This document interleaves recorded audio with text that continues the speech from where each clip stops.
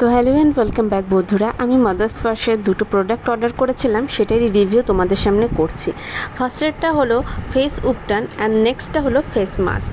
তো আমি ফার্স্টে যেটা করব সেটা হলো ফেস এক্সফোলিয়েটারটা দিয়ে আমি ফেসটাকে কিছুক্ষণ রেখে স্ক্রাবিং করে ক্লিন করে নিব। এটা হলো ফেস ক্লিনজার।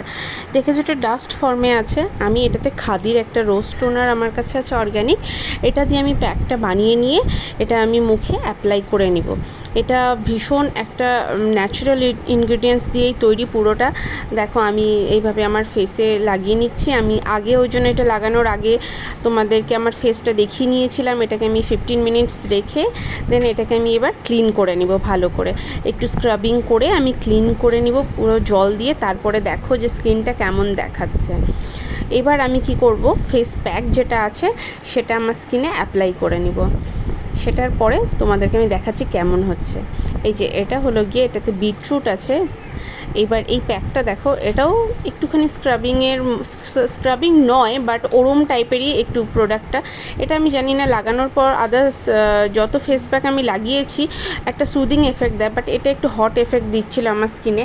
জানি না কেমন হবে, ফার্স্ট টাইম অ্যাপ্লাই করছি। 10 মিনিটস পর দেখো এটাকে আমি একটুখানি মুখে রাব করে নিয়ে সুন্দর করে ধুয়ে নিব। তারপরে এই যেটা আমার ক্লিয়ার স্কিন, ওয়াশ করার পরে কোনো ড্রাইনেস নেই, একদম ময়েশ্চার স্কিন। এটাতে আমার ফিলিং হচ্ছিলো আমি যেন ময়েশ্চারাইজার লাগিয়েই আছি, আমি কোনো কিছু লাগাইনি। এটাতে খুব সুন্দর ফিলিং স্কিন টেক্সচারটা আমার লাগছিলো।